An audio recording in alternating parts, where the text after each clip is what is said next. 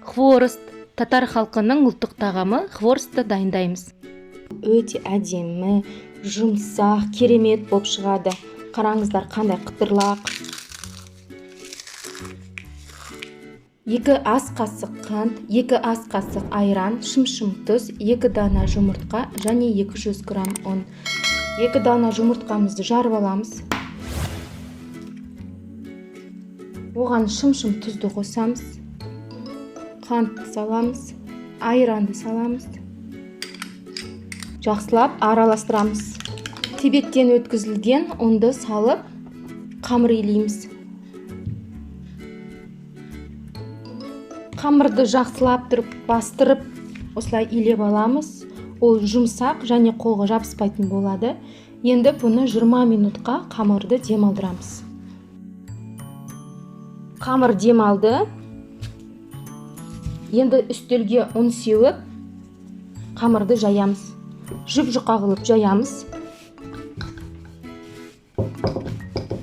Міне біз жайып алдық. Қамырымызды үлкен қылып, жұп-жұқа қылып жайып алдық.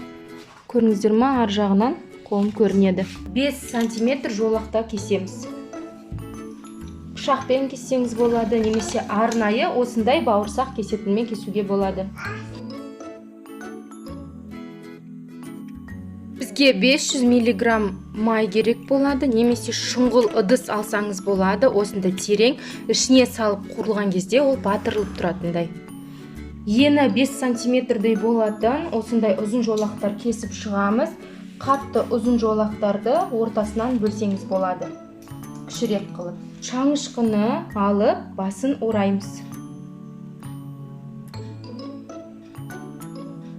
Қамырдың бетінде ұн болмау керек. Оның міндетті түрде алып тастаңыз.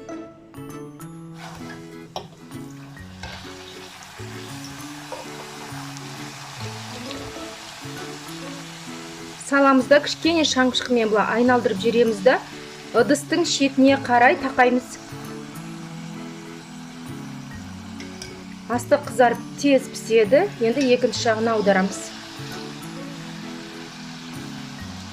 Майыңыз қатты қызбау керек. Өйткені біздің қамырымыз жұқа болып шығады, ол күйіп кетуі мүмкін. Міне осындай әдемі болып шығады.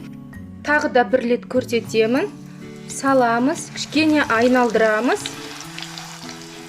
Ортасын ашып алғаннан кейін қайтадан қорысты айналдырамыз да шетіне тақап пісіреміз. Мына шеті ары қарай ашылып кетпеу үшін.